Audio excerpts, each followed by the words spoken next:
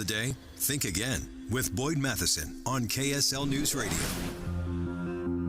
One of the things we've been trying to do this week is, as we look at the presidential race in particular, of course, there's all kinds of races going up and down the ballot that deserve equal attention.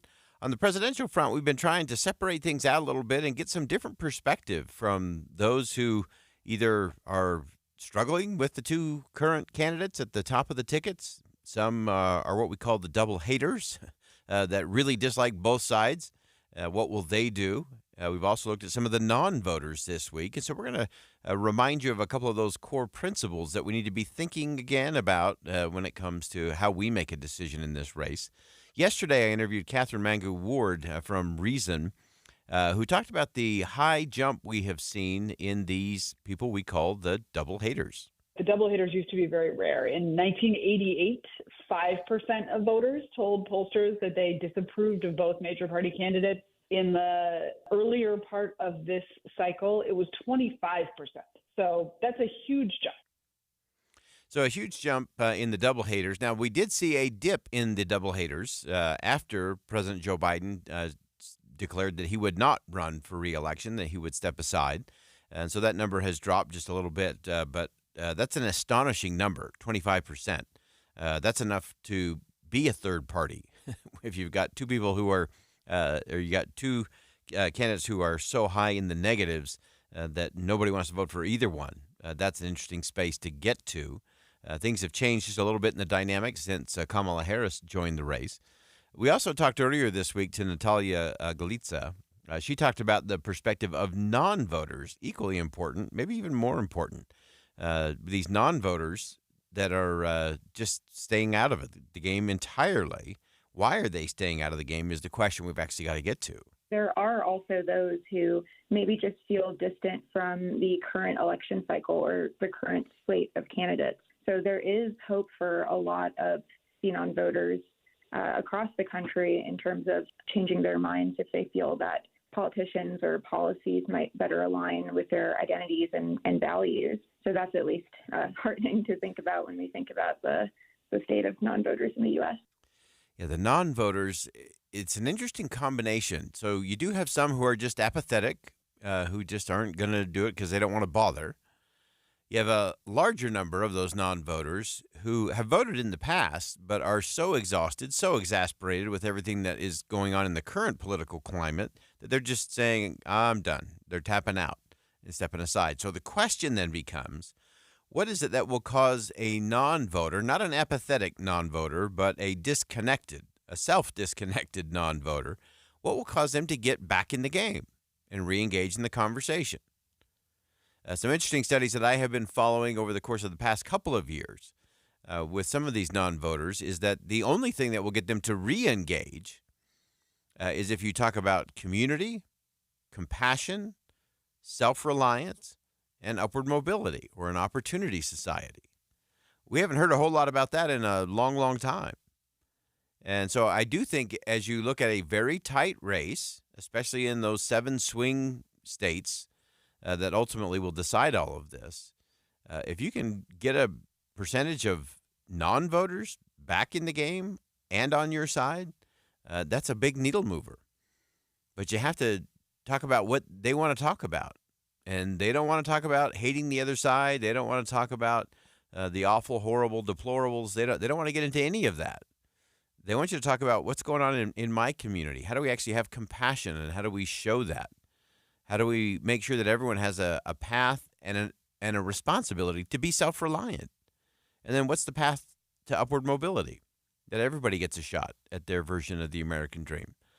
I think if either of the major party candidates would actually go after that in a significant way, you could pull in enough of the non-voters, it could be the difference, especially in some of those swing states. Now, interestingly, of all the sound that was made in the presidential race, most of it this week did not come from either of the presidential candidates.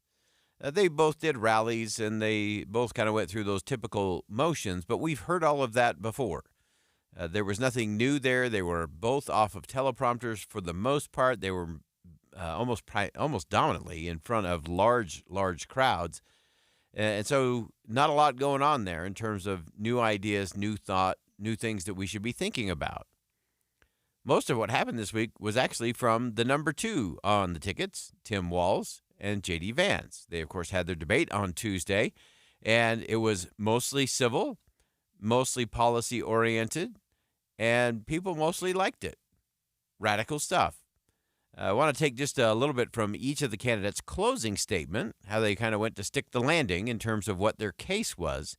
Let's start with Governor Tim Walz, number 2 on the Harris-Walz ticket. Senator Vance tonight made it clear he will stand with Donald Trump's agenda. Kamala Harris gives us a different option. She's bringing real solutions for the middle class, and she's centering you at the heart of that, all the while asking everyone, join this movement, make your voices heard. Let's look for a new day where everybody gets that opportunity and everybody gets a chance to thrive. So getting much more into that inclusive message, much more inviting people to be part of something. He got a little jab in there right before he went to sticking the landing portion of the program. So he took a little shot at J.D. Vance and former President Trump. And then he went to a very positive message. J.D. Vance took a similar approach in terms of both countering some of the Harris policies over the last 4 years, along with President Biden, while also talking about the vision of what could be. Now, I believe that we have the most beautiful country in the world. I meet people on the campaign trail who can't afford food, but have the grace and generosity to ask me how I'm doing. But they're not going to be able to achieve their full dreams with the broken leadership that we have in Washington. We need change. We need a new direction. We need a president who has already done this once before and did it well. Please vote for Donald Trump. So that's J.D. Vance, his closing statement from the debate on Tuesday night. And again, I think both of these candidates did well. They both had some misses. They both had a few fumbles, and they both scored some points, I think, in terms of making a case to the American people. Interesting that the real conversation this week had nothing to do with those at the top of the ticket. This was not a Harris-Trump battle. This was between the vice presidents, and it was the better debate by a landslide. And they both showed that they could throw a punch, take a punch, and actually deliver a punch when it comes to policy, which is actually a very good thing. Last thing from the presidential side of things this week in a historic first during the Biden administration, President Joe Biden, just about an hour ago, actually stepped to the podium in the White House briefing room for the first time as President of the United States. And interesting that it came now. He took a few questions around what's happening in the Middle East, didn't answer a whole lot, and then they kind of shoot him out of the room fairly quickly. But he did go there. So that was an interesting thing, and we'll see how that plays out, what that does in terms of the presidential politics side. And, of course, what he continues to do while he's still doing the governing job, which is the important job. All right, so all of that are things to think about as we give you that inside sources, inside look at presidential politics. We're going to go ahead and step aside for a quick break. More inside sources coming up next. Stick around.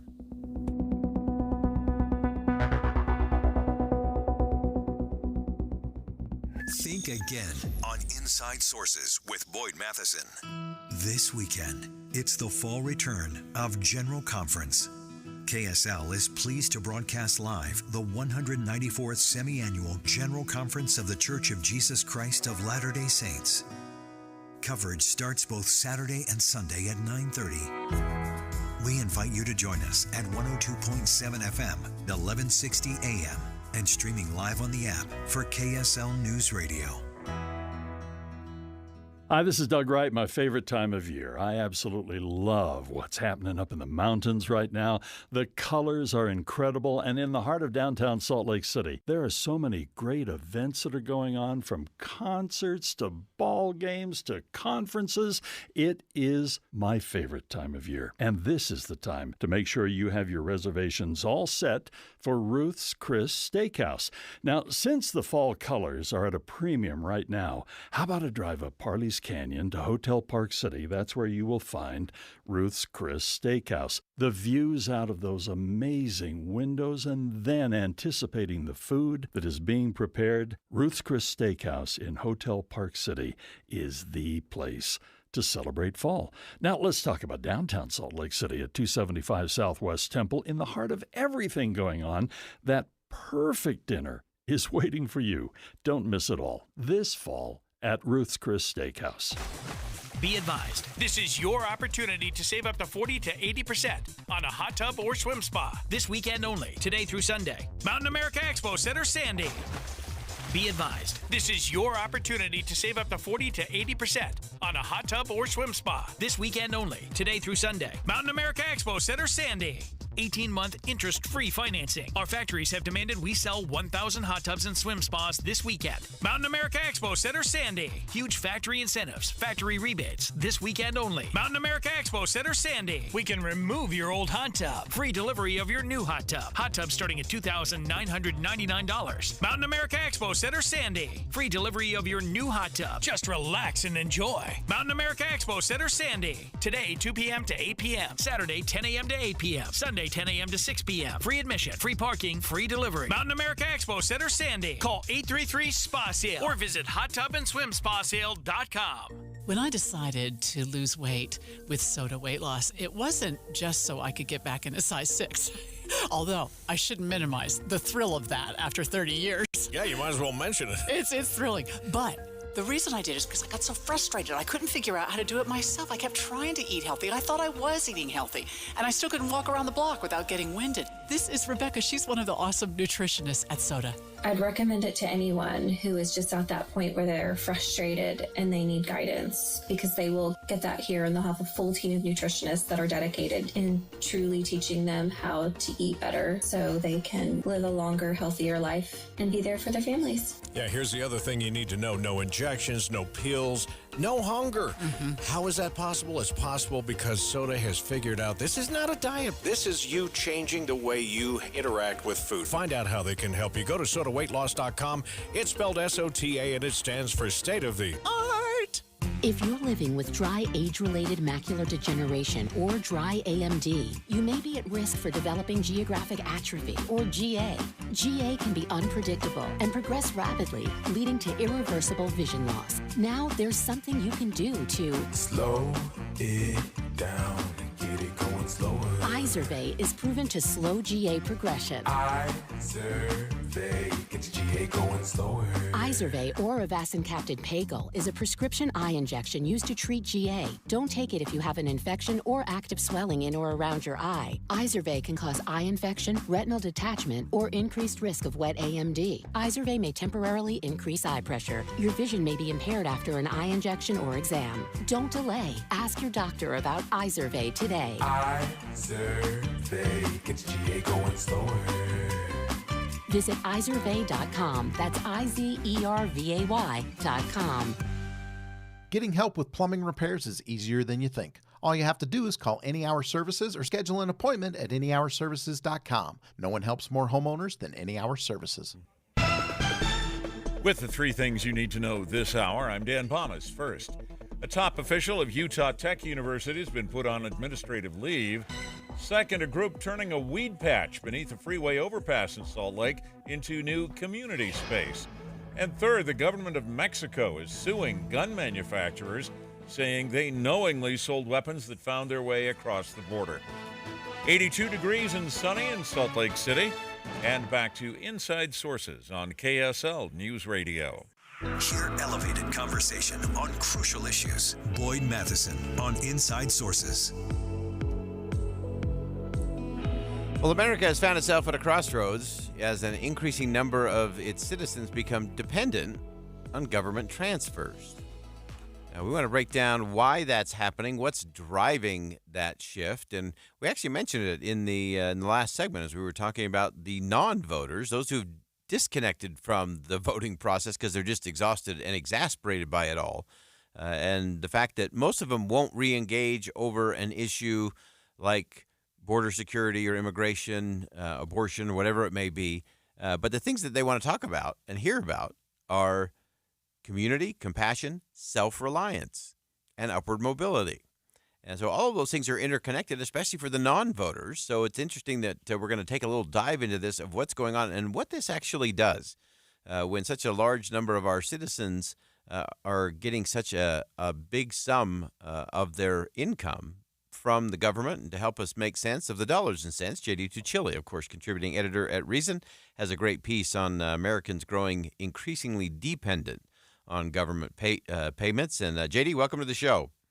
Thanks for having me on. All right, break this one down for us. It seems that we're getting more dependent on government rather than less. What do the numbers say?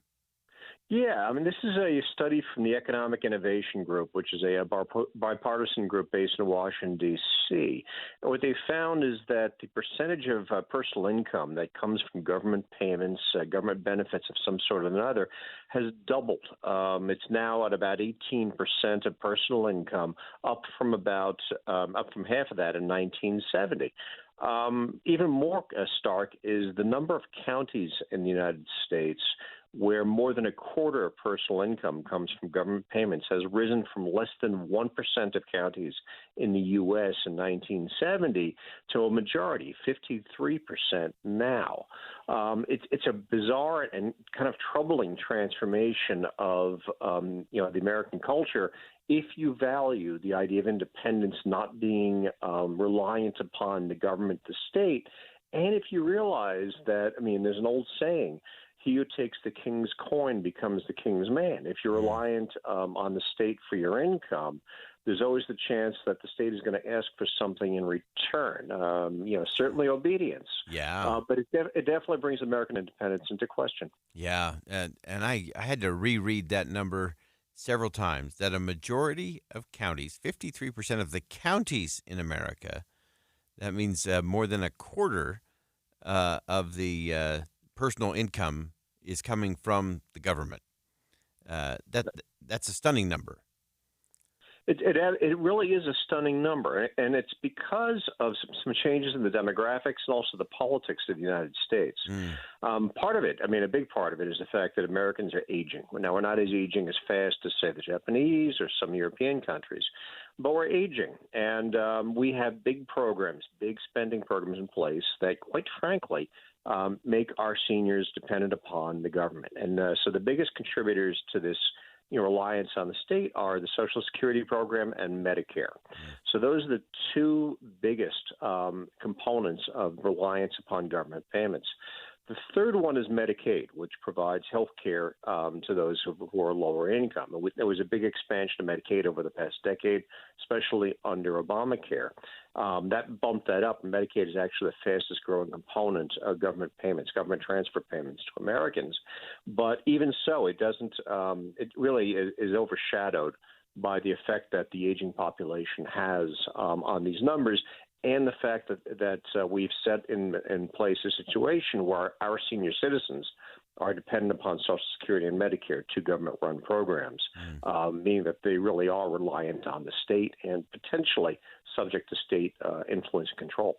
Yeah, that is a scary thought as we continue to watch those numbers, especially as it relates to Social Security, Medicaid, and Medicare. Those are just big numbers there. Break it down for us in terms of some of the others that are still on this. We're firm believers that working and engaging is not just a monetary thing. It's a good for the soul thing as well. What are the ramifications, and what are we seeing with those? Not just necessarily those that are aging. That one, I think we can say, okay, at least you can see that. What's happening with some of those younger recipients? And again, those percentages are still pretty scary. Yeah, other programs that are included in this are veterans benefits, the earned income tax credits, supplemental nutrition and assistance program, what we know as food stamps, supplemental security income, and Pell Grants, which go to college students. And what it means is that this ever increasing, especially over the last 2 decades. The numbers really jumped. The percentage of personal income coming from government has really jumped over the last 20, 25 years. More and more Americans are reliant on this, and there are big implications on this for the economy, for instance. When you have more and more people who are reliant on the state, something has to fund that, right? Well, that comes from taxes. And there's a real risk that when you start taxing the innovative sectors of the economy, you actually may disincentivize the kind of economic growth, prosperity, and dynamism that is required to build the prosperity that you would then tax to fund these programs. there's also a risk that you create a complacency. As more and more people collect checks from the governments, there's less and less drive to take entrepreneurial risk, to be dynamic, and to start new businesses that build prosperity for the future. So you end up with something that looks like, well, frankly, like Europe in some cases, with static economies that aren't growing. So it's I worry about the independence factor, but there's also the dynamism. I mean, you could end up with kind of a stagnant economy where people are just collecting the checks, and it creeps up year by year with more and more people on what works out to be the government dole, and you're not building your economy and creating the prosperity that you would need to even keep those programs going. Right. I think that's one of the downstreams that a lot of people don't think about as it does become more stagnant, as people get more complacent or more dependent on that coming in, that as you said, they become more risk averse. And also a lot of these programs, there's not an exit ramp. There's not a glide path out. And for some, if they try to be entrepreneurial or they try to work their way up, they sort of have this windfall tax, and the rug kind of gets pulled out from underneath them. And so it makes it safer. Anyone who's trying to feed a family or keep a roof over their head is surely not going to do something that's going to cause them to have less money to make the bills by the end of the month. And so how do we change that dynamic? What's that conversation look like? Well, EIG, the Economic Innovation Group, calls for a mix of tax hikes, entitlement reform, and sort of a growth-oriented industrial policy where government kind of tries to guide the economy towards more investments and more dynamism. Unfortunately, I think that, well, first of all, the tax hikes have a problem in and of themselves. You can disincentivize, private sector activity. But more government guidance means a larger government and the larger government is what got us in this situation to begin with. I don't think there's an easy off-ramp from this other than people deciding for themselves that they won't be dependent, that there really is, there's a value in pursuing an entrepreneurial path, starting businesses, taking jobs, and creating prosperity rather than in being dependent.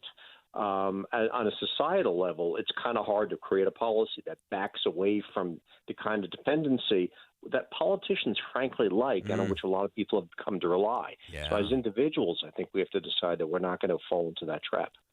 Great perspective as always, J.D. Cicilli, contributing editor at Reason. You can check out his piece at Reason.com. America grows increasingly dependent on government payments, and that independence, that entrepreneurial spirit is vital, not just for the economics of it all. It's also that dynamic component that drives our community. I think it actually fuels freedom all over the place. JD, as always, thanks so much for joining us. Thanks for having me on. All right, we'll step aside for some bottom of the hour news. More Inside Sources coming up next, so stick around. We'll be right back.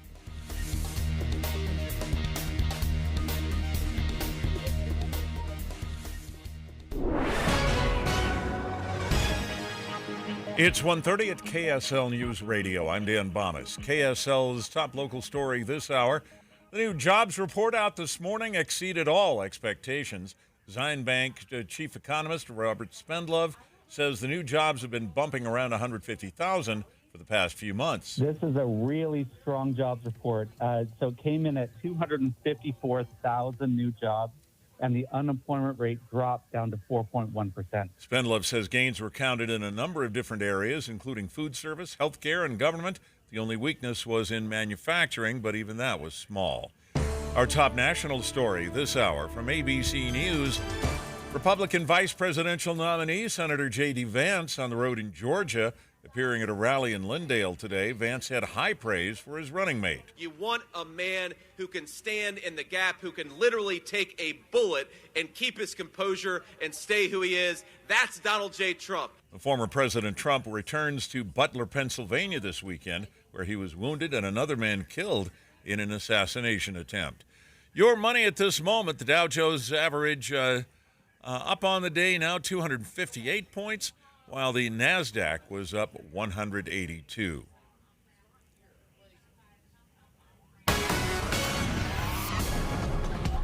And our KSL weather, we've got some south winds, keeping things warm and increasing the fire danger. That's next.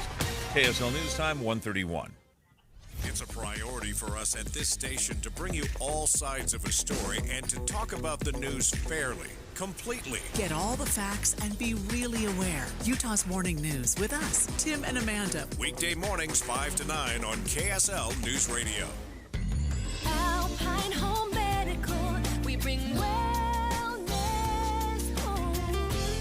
This is Jay Broadbent from Alpine Home Medical. I'm excited to let you know we're currently having a sale on power scooters. As we celebrate the spirit of freedom and independence, we want to make sure you have the chance to experience it. We have a wide range of power scooters designed to enhance your mobility, and they're all available at a discounted price. These special offers only come around every couple of years, and once they're gone, they're gone. Come visit us at any of our 11 locations to take advantage of these fantastic deals, or you can browse our selection of discounted scooters on our website. We're committed to providing the 5-star experience. We can't wait to assist you in finding the perfect power scooter. Visit us online at alpinehomemedical.com. That's alpinehomemedical.com.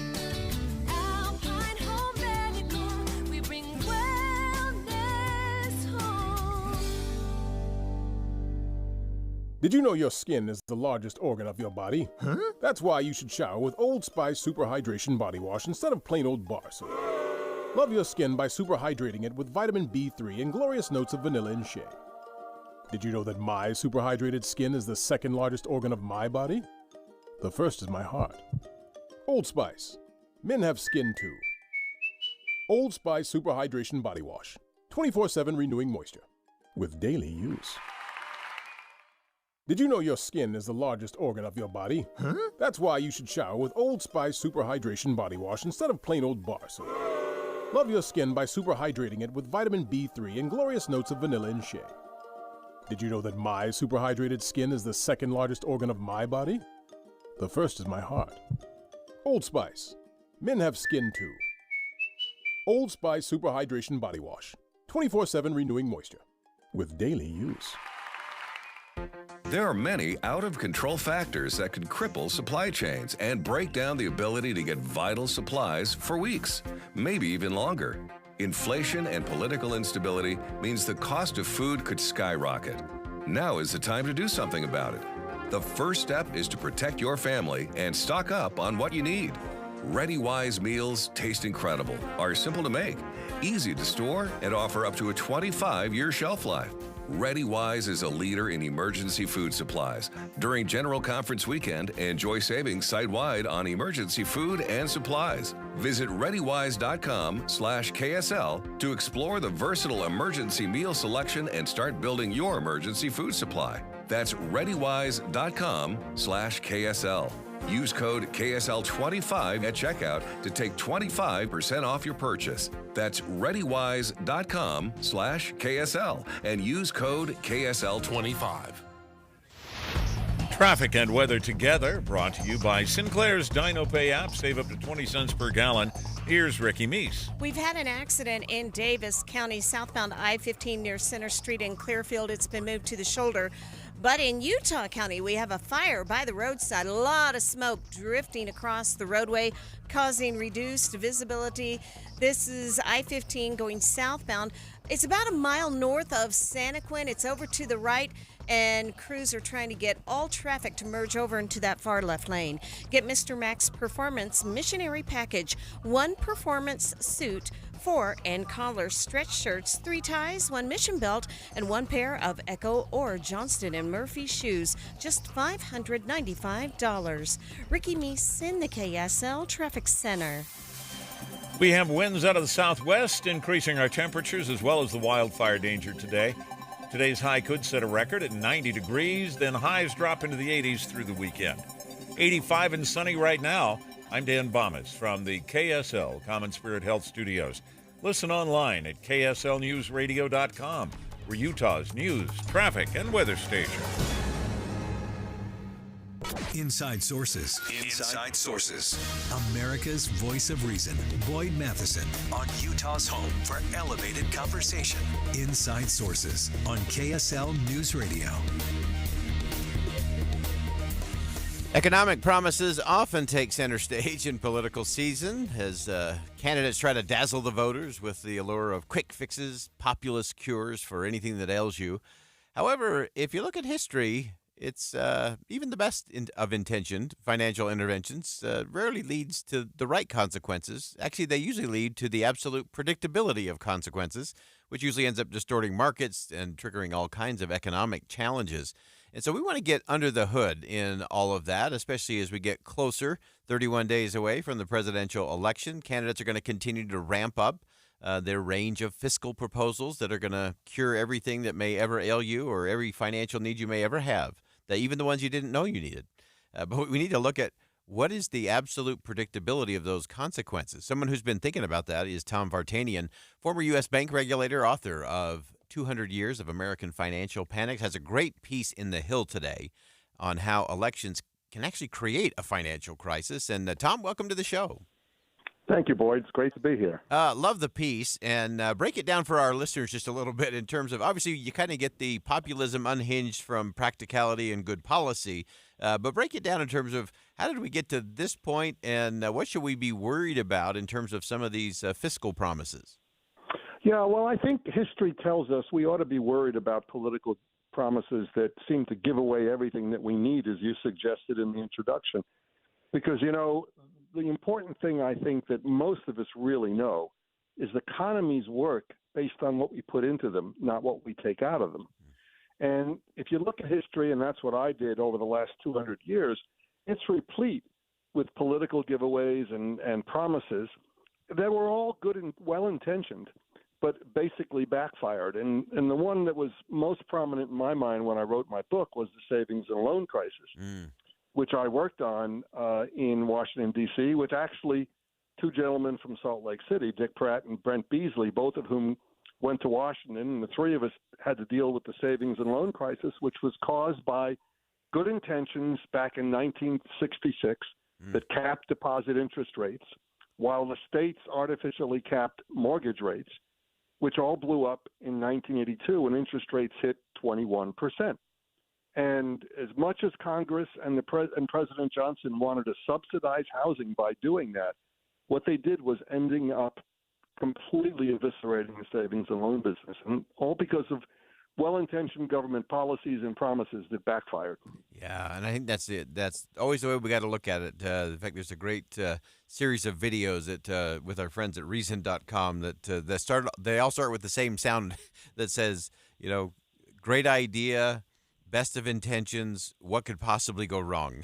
and it always seems to in the end. And so as you look at how this plays out, especially as you look at it from that historic perspective, all of those, you know, cotton candy promises, stimulants, why is it that they backfire? You mentioned this idea of it's what we put into it, not what we take out of it. But how do we get to a different conversation, especially with those running for office, whether it's a governor's office, whether it's a president of the United States or a member of Congress? How do we get to a different kind of conversation? Well, that's the $64,000 question, Boyd. But to answer your first question, how does it happen? You know, what I've learned, both in terms of my time in government and afterwards, and then writing this book, is that money is green. It's not red or blue, right? So no matter what policies you want to impose upon it, it's going to react the way it reacts. And businesses react the way they react to make money. They have to make a profit to stay in business. And so when you try to alter those alternatives and those dynamics, what happens is you create a distortion in the marketplace, and businesses react to that distortion. They just don't sit there and say, well, I guess I can't make money anymore because the government capped interest rates or capped the rents on my apartment building. They find another way around to make the money, and that distorts the market. And if you get enough of that distortion in the marketplace, you end up with a financial crisis. And that's what 2008 was also about. It was a major distortion caused by Presidents Clinton and Bush trying to create 8% more housing in America, and which, of course, has to come from the bottom of the social economic ladder, not the top, which means that the banks had to reduce underwriting requirements to increase home lending. And, of course, we ended up with a mammoth crisis in 2008. So it's always about distorting the market and how the market reacts to those distortions. Yeah, I love one of the framings you had in your piece talking about that politics tend to ignore history and instead pander to the present. And it seems like we're stuck in that mindset of we either have to look to Washington to solve any problem or any challenge or any difficulty that we might be facing, as opposed to the markets or our own effort and work there.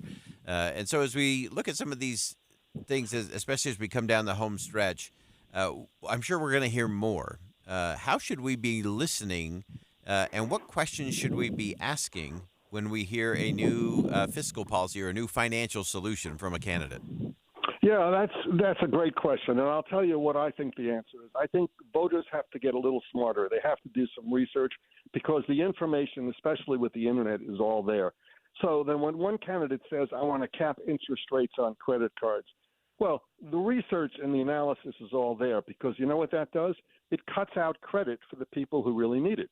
It doesn't affect the credit of people who have good credit ratings. Yeah. When the banks can't get the credit, the amount of interest they need to offset the enormous defaults and frauds in credit cards, well, they cut out the lowest income stratosphere, which who are the people who need the credit the most. So these things always backfire, but the research is there to be had with one click online. You can get all the research you want about how these things have worked in the past. And frankly, you know and I know, nothing's ever new. These things have all been tried and promised before. It's very easy to just sit down and say, well, how does this work? How did it work in the past? How can it distort the marketplace? And I think voters taking a little bit of time, rather than applauding because they think somebody else's pocket is being picked for their benefit, I think really makes a smarter voter, a smarter election, and will give us better leaders in the end. Oh, I love that. That is great counsel and great insight for all of us. If it sounds too good to be true, it's probably too good to be true. And Tom, as you pointed out, it is so true that often these things, in the end, they end up hurting the poor and the most vulnerable the most. And often they hurt the people they say they're going to help. And we have to get to a different dynamic there. But that requires we, the people, to be educated, to be knowledgeable, and to choose different, and to have some accountability on the back end. Tom Vartanian, former U.S. bank regulator, author of the book 200 Years of American Financial Panics. Tom, thanks so much for joining us today. Great insight. Great. Thanks, Boyd. I appreciate it. All right. Again, that's Tom Vartanian. You can also check out Tom's piece at thehill.com, How Elections Can Create Financial Crises. If you promise the moon and you don't know how to get there, you don't know how to pay for it, you don't know how to build the ship, but you're just going to throw money at it, it's going to cause a problem in the end. We'll be right back.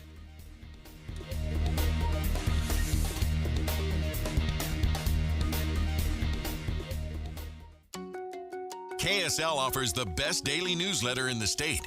It's the 3 things you need to know. Every weekday, we deliver quality and relevant content to your inbox. No ads, no spam, just the 3 things you need to know to be informed about the world around you. Subscribe today. Visit KSLNewsRadio.com or text the word inbox to 57500. That's inbox to 57500. And now, a minute of kindness brought to you by One Kind Act Today. Catholic Community Services of Utah does incredible work serving our community thanks to amazing staff and incredible volunteers. Courtney Schreiber is the volunteer coordinator in charge of so many things, including staffing the 40 volunteers needed every day for the St. Vincent de Paul Soup Kitchen.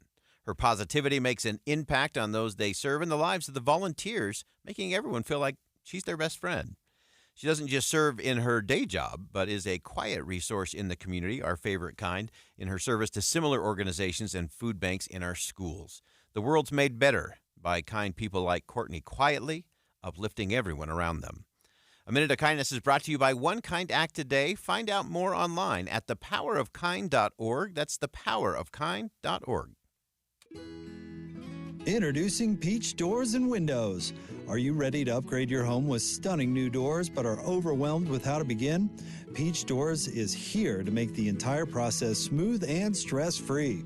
Visit their showroom to see their wide selection of wood doors, durable fiberglass, energy-efficient aluminum, oversized glass bifold doors, and so much more. It's not just about looks, it's about durability and security to protect what matters most. Let them help you find the perfect match for your home, budget, and personal style. Visit their showroom and see for yourself. No pushy sales tactics, only guidance from their experienced staff. No inflated markups just to offer so-called discounts. See their 5-star reviews where customers rate them on their attention to detail through every step of the sale and installation process. Amazing home transformations begin with windows and doors. Serving Logan to St. George, just Google Peach Building to see for yourself. can't wait for golf this weekend, huh, buddy? Time flies. Love you, man. Oh, don't forget your knee brace again. We aren't in college anymore. Moments together matter, so help protect yourself from RSV. If you're 75 or older or 60 plus with a chronic condition like asthma, COPD, heart disease, or severe diabetes, you're at higher risk of landing in the hospital from RSV, and there are no prescription RSV treatments. Check eligibility and schedule your RSV vaccine at vaxassist.com. Sponsored by Pfizer. Hey, pet parents! With Progressive's collision coverage, you get extra protection for your cat or dog, because there's nothing worse than seeing your pet hurt. Like when you see their face after accidentally stepping on their tail, and you say, "I'm so sorry, Mr. Pickles." But as you kiss his nose and rub his little belly welly, you know Mr. Pickles is thinking, "You betrayed me." Anywho, Progressive pays up to $1,000 in vet bills if your pet is injured in an auto accident. Learn more at Progressive.com and watch where you step. Progressive Casualty Insurance Company and Affiliates. Collision coverage subject to policy terms. Not available in all states. Being prepared for an emergency is vital to you, your family's, and your community's well-being. Unfortunately, if you don't know how to survive the initial impact of a disaster, then your other preparations don't really matter. It is vital to know and practice the protective actions associated with specific hazards in your area. What are protective actions? Protective actions are the immediate things you need to do to protect yourself and others from the initial impact of a hazardous incident. One example you learned in school is the protective action for if your clothes catch on fire. Stop, drop, and roll. Woo! Another example is the protective action for earthquakes. Drop, cover, and hold on. As you learn the protective actions for different hazards, practice and teach them to those you care about. For more information on protective actions and how you can prepare for disasters in your neighborhood, visit beready.utah.gov. Be ready, Utah! Boyd Matheson. Listening to Inside Sources is a little different from just reading the headlines because we're always going to get you into that think again moment. We have experts from around the country, across the world, and right here local to home that'll help us dive in and get past just the hype, the fluff, the fake fights, and the false choice so we can get into the news to help you connect the dots and make the news make sense. Join Inside Sources with Boyd Matheson, 1 to 3 on KSL News Radio. With the 3 things you need to know this hour, I'm Dan Bomas. First, the Yellow Lake fire burning near Camas has grown to about 3,100 acres. Second, September saw some of the strongest job growth this year. And third, former President Trump headed back to Butler, Pennsylvania this weekend, where he was wounded in an assassination attempt. 86 degrees and sunny in Salt Lake City. Back to Inside Sources on KSL News Radio. Get deeper insights on the news from Inside Sources. Welcome back to Inside Sources here on KSL News Radio. It's great to be with you today. As always, I am Boyd Matheson. As President Biden entered 2023 with optimism about his Middle East policy, I don't think he could have foreseen the chaos that was about to unfold as we approach the one-year anniversary of the Hamas attack on October 7th. And what it set in motion in terms of a series of events that would strain an ally relationship, would test the limits of American influence in the region. And despite all those efforts to balance support for Israel with humanitarian concerns and regional stability, he's found himself in an increasingly interesting space with not a lot of leverage, not a lot of power to shape events on the ground. In a piece that has been trending since yesterday at the Washington Post, Missy Ryan and another tag team partner that comes on our show, Karen DeYoung, wrote a great piece talking about this balancing and then what's kind of gotten out of control when it comes to the Middle East and the Biden administration. And Missy joins us on the line. She's a national security and defense writer for the Washington Post. Missy, welcome back to the show. Thank you. So let's dive into this. Clearly, I think there's been this idea in the White House that they could just kind of manage and control and de-escalate a long time in the Middle East, and now it seems that it's just become this runaway train. Kind of walk us through how we got to where we are today. Yeah, so the Biden administration had been hoping to really reorient American foreign policy away from the counterinsurgent wars that define the 2 decades after 9/11 and really focus on China, and then countering Russia as well, especially since the war in Ukraine broke out in 2022. And I think they felt like that the Middle East was pretty stable and quiet, and that all changed on October 7th, obviously, when Hamas launched its attacks into Israel. And since then, the administration really has struggled to make sure that there isn't this ever-expanding conflict in the Middle East, which, we have seen a significant expansion of the violence, not just in Gaza, but, across the Levant, now in Lebanon, and, airstrikes in Yemen, and all sorts of destabilizing actions. But, you have also seen strain between the United States and one of its closest allies in the world, Israel, over the conduct of Israel's war against Hamas and now against Lebanese Hezbollah. So it's been a really challenging period for the administration. I think a reminder of the limits of U.S. influence, even on close partners. Yeah, exactly that. Close partners, even with close partners, it is still a delicate diplomatic dance, to be sure, and the amount of influence that we have. I think we may overestimate that in a lot of situations.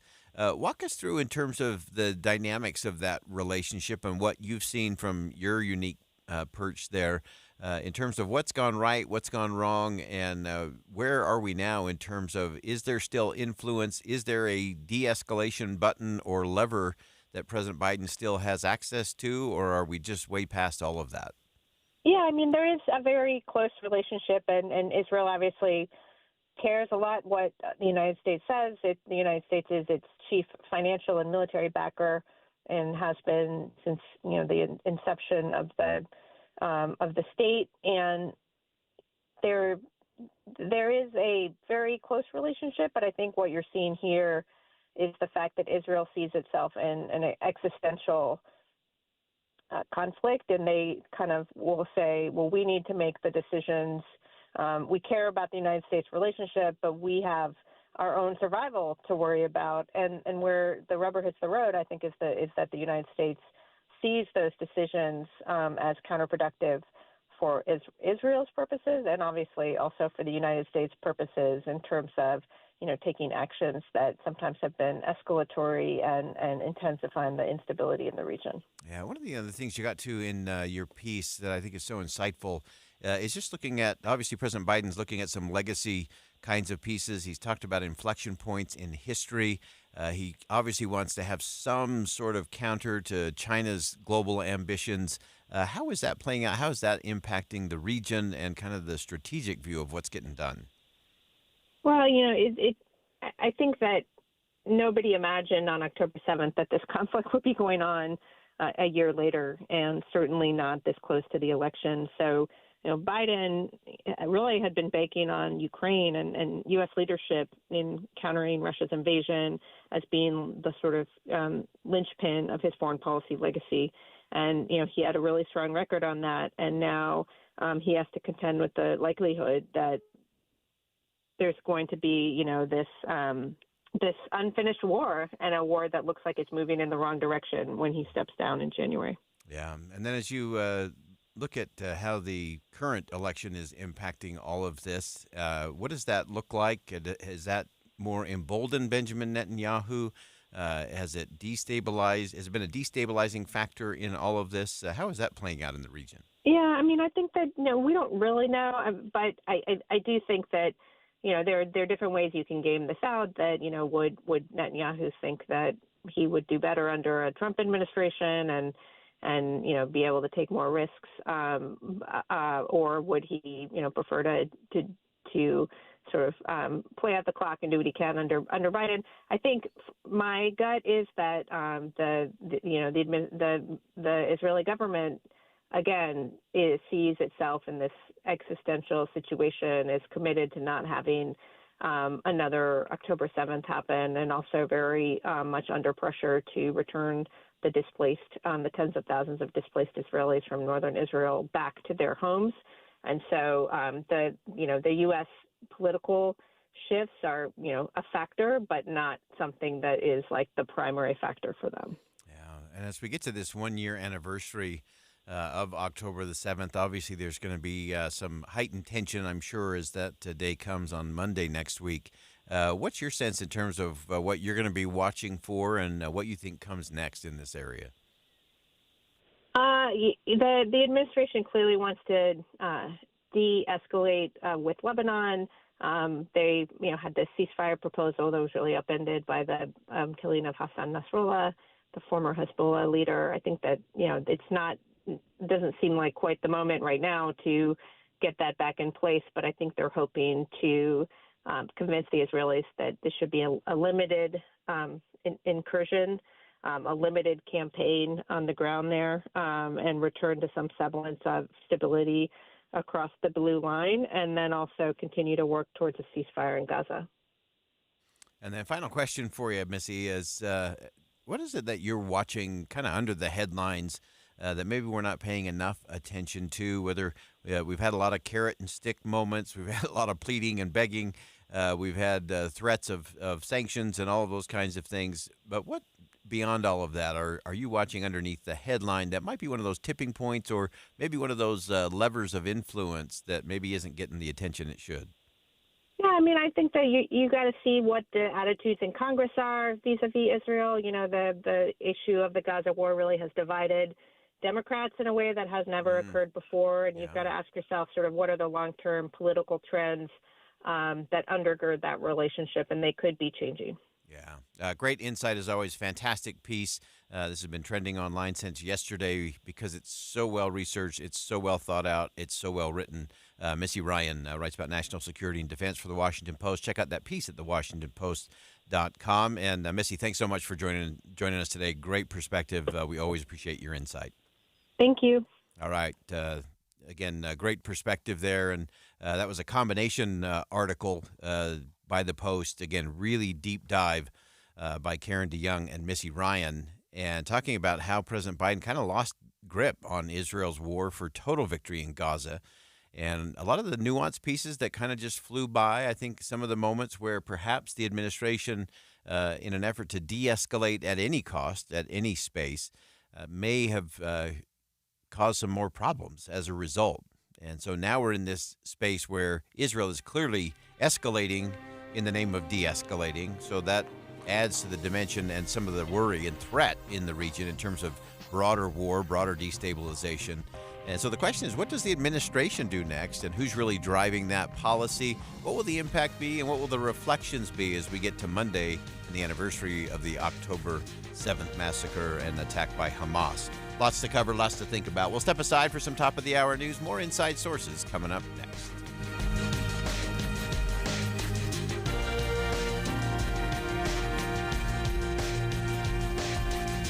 KSL FM Midvale. KSL Salt Lake City. From the KSL Common Spirit Health Studios, this is KSL News Radio.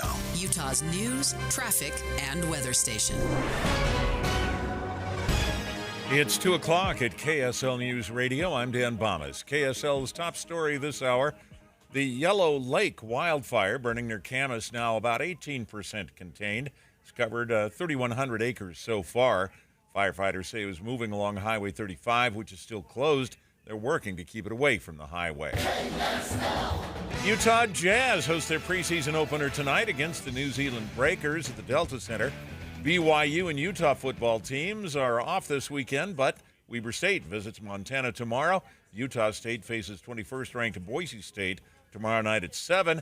And the Utah Hockey Club plays its last preseason game against the Colorado Avalanche tomorrow at 5 p.m. Country superstar Dolly Parton is joining Hurricane Helene recovery efforts, announcing a $2 million donation to help survivors and communities recover from the devastation. Helene, Helene, Helene, Helene, you came in here and broke us all apart. Helene, Helene, Helene, Helene, but we're all here to mend these broken hearts, and that's what I'm doing here, so. She's donating $1 million herself, with another $1 million coming from a match from Dollywood partners, including Walmart. Your money at this moment, the Dow Jones average up on the day, 341 points now. The NASDAQ is up 219. On the way, it looks like we've got some south winds that are increasing our wildfire danger. That's next. KSL News Time, 2:01. Here's a way to get breaking news updates anywhere you go. At the store or in a work meeting, you can get breaking news on your phone. You can quickly read it, swipe, or click for more. It's super discreet, super fast. That's the app for KSL News Radio. At Fisher Investments, we may seem like other money managers, but we're different. Are you really that different than the rest of us? We are. As a fiduciary, we always focus on what's best for our clients. What services do you offer besides investing? We have a team of specialists in financial planning, estate planning, and more. Your clients rely on you for all that? Yes, we ensure clients receive unparalleled service at every step of the relationship. Okay, but you still sell commission-based products, right? No, because we believe that's a conflict of interest. We prioritize service over sales goals. So, then how do your fees work? We have a simple and transparent fee that's a percentage of our clients' portfolios. So we do better when our clients do better. Wow, we're more different than I thought. At Fisher Investments, we're clearly different. Learn more at fisherinvestments.com. Investing in securities involves the risk of loss.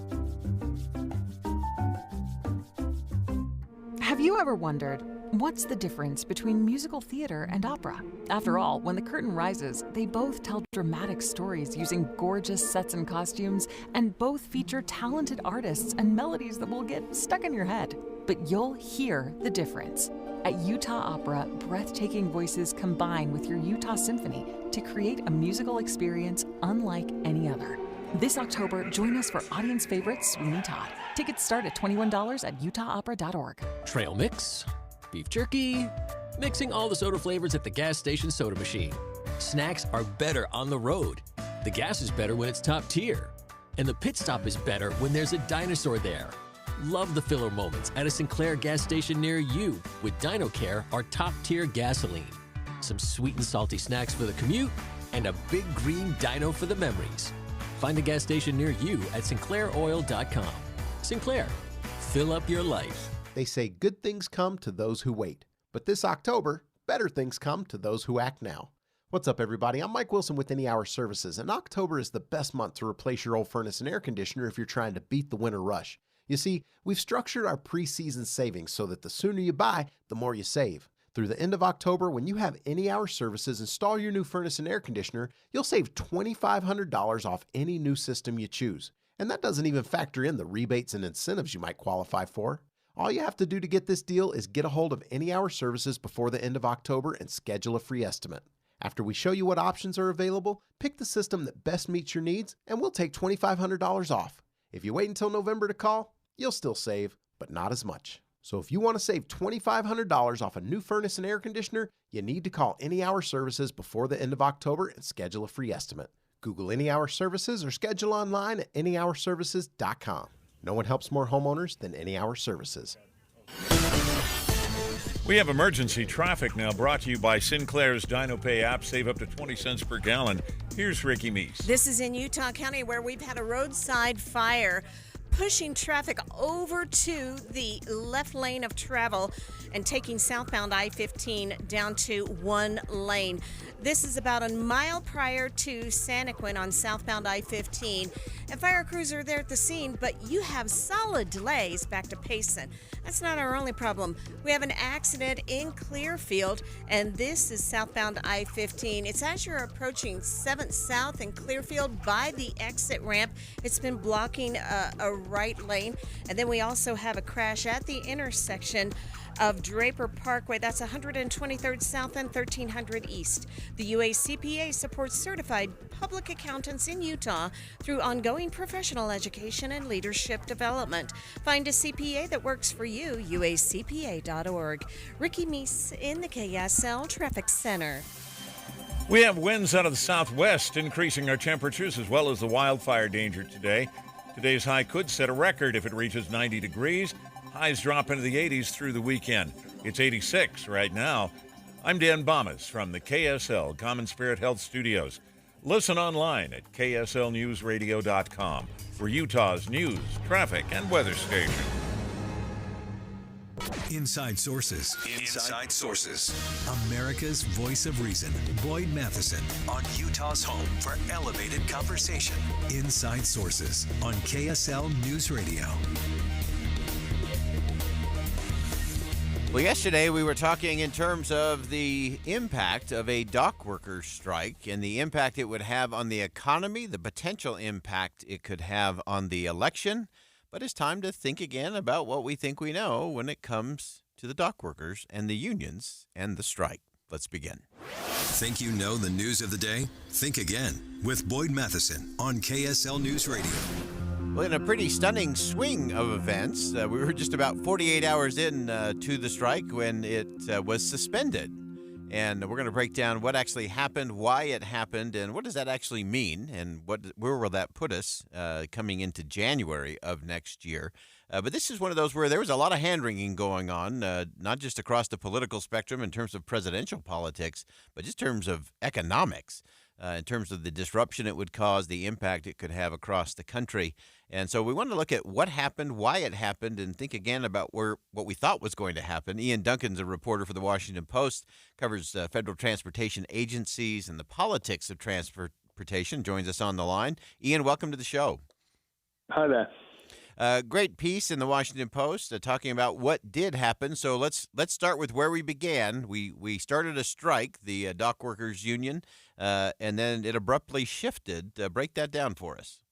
Yeah, that's right. So it looks sort of like on Wednesday night that the parties were really dug into their positions. There just hadn't really been much sign of movement, even as the kind of effects of this were starting to become apparent. And then by Thursday evening, they announced that they had a sort of tentative partial agreement. So they haven't resolved everything, but importantly, they agreed to go back to work. And what we kind of learned late yesterday was that senior people in the White House and in the Biden administration have been working pretty furiously sort of from Wednesday night into Thursday to pull a deal together, putting a lot of pressure on the ocean shipping lines to come back to the union with an offer that they might be able to accept. Yeah, and it looks like the suspension there, I guess, in the current contract to January 15th, that does give them some more time to bargain. Break it down for us a little bit, Ian. Most people don't follow this super closely. What are the real sticking points in terms of getting to this agreement, and why did we land in this strike in the first place? Yeah, so the first issue is just wages, pay, something you see in a lot of labor negotiations. These longshoremen, they're not like sort of badly paid in the grand scheme of things, but they work in an industry where there is just huge amounts of money flowing. The shipping lines that kind of carry everything that we buy basically in containers across the world have made huge amounts of money in recent years. And so the longshoremen really thought that, they deserved more of a share of that prosperity.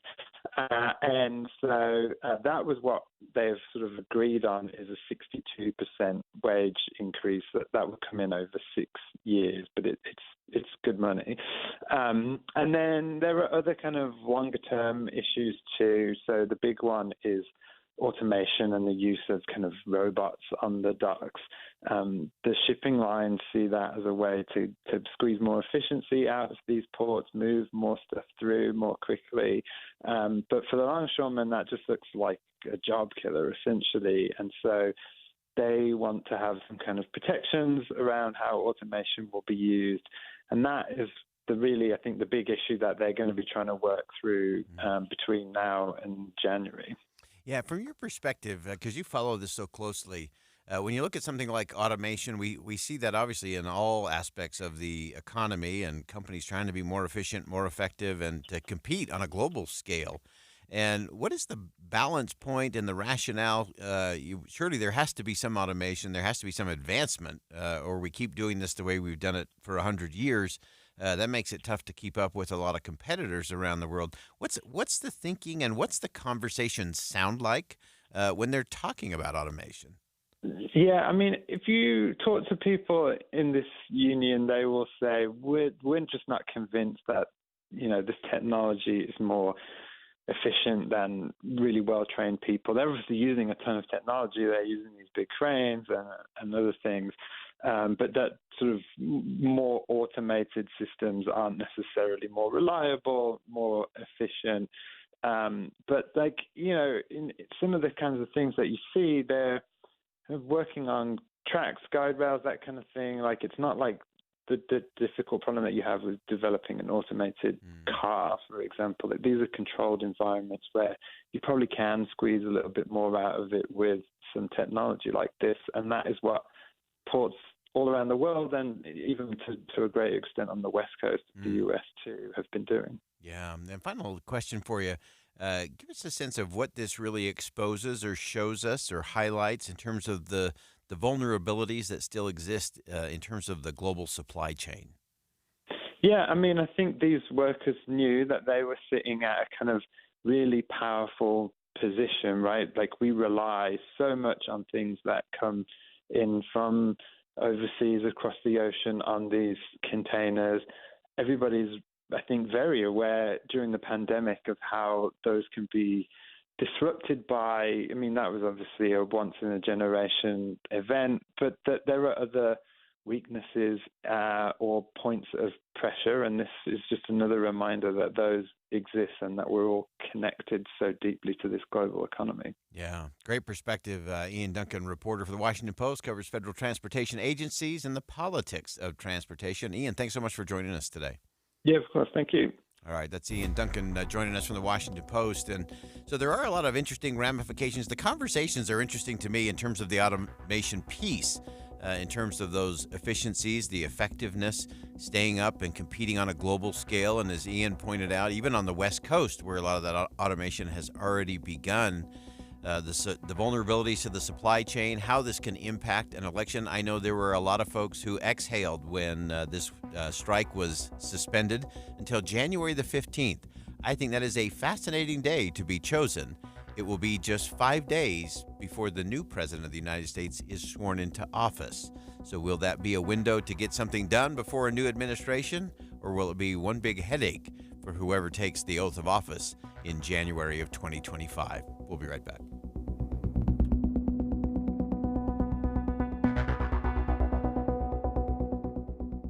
Think again on Inside Sources with Boyd Matheson. There's a good reason you rely on KSL on your phone during the day and when you go online to check the big stories at work. There's also a special place for KSL News Radio. We're your hands-free resource in the car. Whether it's mornings, running errands, or heading home, rely on KSL News Radio in the car at 102.7 FM. Following 2-1 buy down is at 6.7 APR and 5.89 APR 30-year and MLS 245422. Good news, mortgage rates are finally coming down. American Home Loans is offering 30-year loans at only 5.75%. Yes, 5.75%. Fixed rate. You can buy a home or refinance at only 5.75% fixed. Call American Home Loans at 801-262-2221. That's 801-262-2221. Now, they also have a 2-1 buy-down program that starts at a 4.5% rate. Yes, only 4.5% rate on a buy-down purchase loan with this program. As rates go down, you can refinance at absolutely no cost to you. American Home Loans has been around for 31 years. They have no origination fees, no points, and the best rates. For a fixed-rate mortgage at only 5.75%, call 801-262-2221. That's 801-262-2221, or go to AmericanHomeLoans.com. Nearly 70% of Utah's land is controlled by the federal government, severely limiting Utah's ability to actively manage and protect our natural resources. Our families, businesses, and communities know there's a better way. Utahns have been good stewards of our public lands for generations. That's why we're asking each and every Utahn to get informed, speak up, and learn more at standforourland.utah.gov. Be advised, this is your opportunity to save up to 40 to 80% on a hot tub or swim spa. This weekend only, today through Sunday. Mountain America Expo Center, Sandy. Be advised, this is your opportunity to save up to 40 to 80% on a hot tub or swim spa. This weekend only, today through Sunday. Mountain America Expo Center, Sandy. 18-month interest-free financing. Our factories have demanded we sell 1,000 hot tubs and swim spas this weekend. Mountain America Expo Center, Sandy. Huge factory incentives, factory rebates, this weekend only. Mountain America Expo Center, Sandy. We can remove your old hot tub. Free delivery of your new hot tub. Hot tub starting at $2,999. Mountain America Expo Center, Sandy. Free delivery of your new hot tub. Just relax and enjoy. Mountain America Expo Center, Sandy. Today, 2 p.m. to 8 p.m. Saturday, 10 a.m. to 8 p.m. Sunday, 10 a.m. to 6 p.m. Free admission, free parking, free delivery. Mountain America Expo Center, Sandy. Call 833-SPA-SALE or visit hottubandSwimSpaSale.com. My body is unique. I'm not okay with using drugs for weight loss. Dieting really hasn't worked for me. These fad diets have hurt people that I care about. I'm Dr. Jack Thomas with Skinny Utah. Since 2016, Skinny Utah has offered effective weight loss without the shots, prepackaged meals, hormones, or shakes. So many of us are troubled by the serious side effects of lose weight fast fads and are looking for answers as to why our bodies hold on to weight where other bodies don't. The answer is actually simple. Each body is different. At Skinny Utah, we use technology to learn why your specific body holds on to weight, which foods your body can use best, and which ones to stay away from so your weight loss can be sustainable. Right now, Skinny Utah is offering $700 off, something we have never done before. Take your health and weight loss journey seriously and safely. Schedule your free weight loss strategy session at skinnyutah.com. I did it. Safely. Successfully. At skinnyutah.com. With Skinny Utah, you have nothing to lose but the weight. The Management Minute is a service of the John M. Huntsman School of Business at Utah State University. I'm Professor Scott Hammond. A few years back, I had the privilege of being invited to High Table at one of the colleges at Oxford University in England. High Table is like the banquet you see in the movies, minus the ghosts floating overhead. Yes, this professor from Utah State University got to march into a hall as robed students stood in respect, then sat at a high table in front of distinguished scholars. It's not hard to be in awe. As we sat, the robed headmaster said, "It doesn't matter who you sit next to, everyone at this table is interesting." Everyone was interesting, but not more so than my brilliant colleagues at the Huntsman School of Business at Utah State University. Universities are places of light and knowledge that change us. If you're ready for that change, try an MBA at Utah State University. Go to utahstatemba.com. I'm Scott Hammond. Hope to see you in one of our classes. Dave and Dujanovic. What our listeners need to know is what's going on behind the scenes. We hold weekly meetings on how to do our jobs as talk show hosts, as journalists, better than we did them yesterday. There's some very conservative voices. There's some very liberal voices. But there is space for both. And we're not at each other's throats. We're not yelling at each other. We're having a discussion. Listen for Dave and Dujanovic 9 to noon on KSL News Radio. Question: what will you find on all over-the-counter or OTC medicine packages to help you choose the right drug and use it safely? The answer: the Drug Facts label. This label lists the medicine's active ingredients and purpose, how much to take, and warnings you should know before using it. Remember, even OTC medicines you buy without a prescription can cause side effects you don't want. So follow the information listed on the Drug Facts label. For more information, visit fda.gov/Drug Facts label. A message from the U.S. Food and Drug Administration. At Social Security, we are always thinking of ways to save you time and make things easier. That's why we created My Social Security. Opening a My Social Security account gives you secure access to your personal record and interactive tools tailored for you. You can see if you are eligible to receive benefits, view spousal benefit estimates, and compare retirement benefit estimates at different ages or dates when you want to start receiving benefits. Already receiving benefits? Use your account to change your address, set up or change direct deposit, get a proof of income letter, and more. In most states, you can also request a replacement Social Security card. Save time. Go online. Open a My Social Security account at ssa.gov/myaccount. Social Security, securing today and tomorrow. Produced at U.S. taxpayer expense. Emergency traffic on KSL News Radio, brought to you by Sinclair's Dino Pay apps. Save up to 20 cents per gallon. We've had a roadside fire in Utah County right by I-15. This is on the southbound side in Utah County. It's about a mile prior to Santaquin, but fire crews have been pushing all traffic over to the far left lane, and that means the freeway only has that one lane open for everybody to get through, and we have solid delays back to Payson. Ricky Meese in the KSL Traffic Center. Most of us like to be out in the sun. That's why sunscreen and other safety measures are key to protecting your skin from aging and cancer. The FDA recommends using a sunscreen with an SPF of 15 or higher. Also, look for broad spectrum on the label. That means both harmful ultraviolet A and B rays are blocked.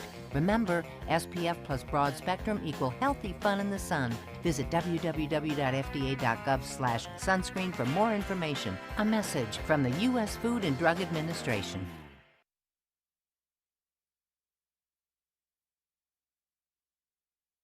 Talks we've had over the years, including what you've told me about not using alcohol and other drugs, they stick with me.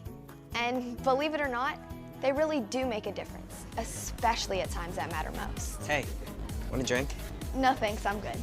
So thank you, Dad, for talking and preparing me for what's ahead.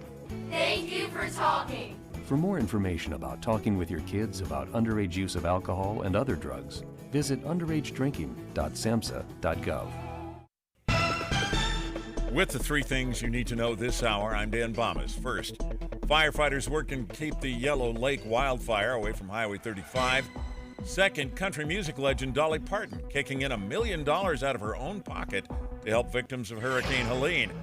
And third, people moving away from Utah typically aren't going very far away. 86 degrees and sunny in Salt Lake City. And back to Inside Sources on KSL News Radio. Inside Sources. Inside Sources. America's voice of reason. Boyd Matheson on Utah's home for elevated conversation. Inside Sources on KSL News Radio. Well, on a day like today, we talk a lot about what's going on as it relates to national security. But when it comes to this world of national security, there's one critical issue that often flies underneath the radar. And that is the timely funding of America's military. And there's all kinds of deadlines that continue to loom, the consequences of delayed budgets and continuing resolutions, all the bureaucratic inconveniences that come with that. And the recurring challenge of all of this not only impacts the safety and well-being of our service members, which should be first, last, and always, but it also threatens America's global competitiveness and our national security. And so particularly on a day like today, we want to get underneath the headlines of what's going on. We've been covering that for you here on KSL News Radio. I want to bring in now Elaine McCusker, someone we often turn to, senior fellow with the American Enterprise Institute. She focuses on defense strategy, budget, innovation, the U.S. military, and national security. And Elaine, welcome to the show. Hey, thanks for having me. Good to have you back on. And obviously on a day like today, you see a lot of things start to play out. And this is one of those, your area, I always say this is what we do when we don't have to do anything or when we can procrastinate, often ends up biting you in the end. And are we starting to see that as it plays out in the Middle East? A lot of these things, because of the way we're funding and not funding the military, that we're not really getting the performance we need when we actually need it. Yeah, I mean, I think that's exactly right. I mean, here we are, another October 1st, another temporary funding extension that essentially just continues what we were doing last year into the new year. And this causes damage to our national security, to our industrial base, to our service members and their families, and honestly to the taxpayer too, as we are not getting the most bang for our buck.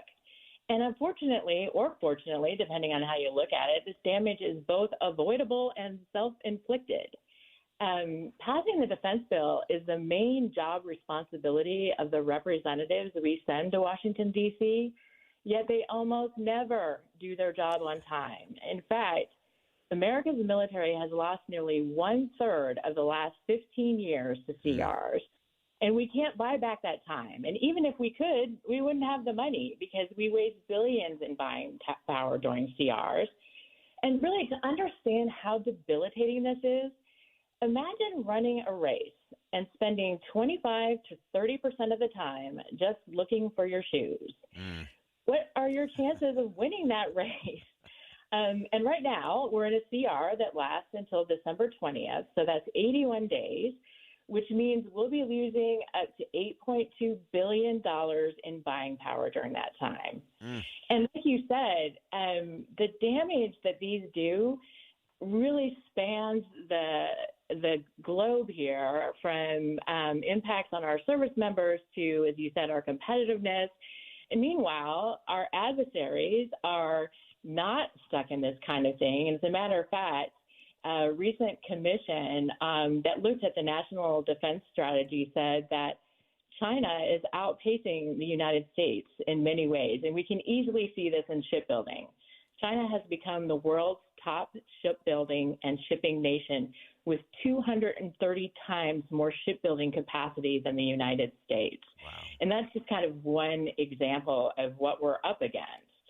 Yeah, and one of the things that you always point out that I think is so important for all of us to understand is that when we get one of these continuing resolutions, we always remind Congress September 30th comes every single year, always has, always will, without fail. And yet we get these continuing resolutions, and I want you to just walk us through the crucial consequence of all of that, which is if we have a program that's not working, we can't change it. Or if something's working really well, we can't add to it because we're functioning off of something from the last year or from 2 years previous. That's exactly right. And one of the many conditions of the CR, in addition to just sort of extending what we're doing, is we can't start anything new. We can't increase production. And we basically just remain stagnant. As a matter of fact, the chairman of the Joint Chiefs of Staff, which, he's the highest ranking military officer in the United States. And by the way, he's a very smart and calm guy. He said CRs significantly impact and degrade acquisition of the warfighting capability and capacity required to defend the United States and our interests. And this year, in order to try to help people understand this a little bit better, I looked at just 3 different examples of consequences. The first is lives lost during training accidents, because operating under CRs can mess with the training schedule and with equipment maintenance. Number 2, poor living conditions for U.S. service members and their families due to maintenance and renovation of buildings that are not getting done. And 3, kind of as we already mentioned, increased costs and timelines for the stuff that we buy. And by the way, older equipment that we're having to continue to operate during CRs because we're not buying what we need actually cost more to maintain. Wow. Yeah, that is all of it in a nutshell right there in terms of the impact. We always say, oh, there's a CR, great, we avoided a government shutdown. And that's good. We don't want a government shutdown. But we also have to look at all of the downstream repercussions of Congress not doing their job. And on a day like today, where we're watching a lot of things that impact our military women and men around the world, we've got 40,000 of them in the region. And if they're having to deal with old equipment or maintaining that because we couldn't buy the new stuff because Congress did a continuing resolution, those are real costs. And Elaine McCusker, always appreciate your insight and perspective. I want to have you come back, and we're going to continue to dig into this because I think it's a crucial conversation that we've got to get front and center, both for our representatives to understand and for the American people to hold them accountable for, because this is one of those things that really matters in the end. Elaine, as always, thanks so much for joining us. Thank you. We'll step aside for some bottom-of-the-hour news. Don't go anywhere. When we come back, my conversation with Lieutenant Governor Deidre Henderson on why we should trust the election process and maybe doubt the doubters a little bit. We'll talk about that coming up next. Stick around.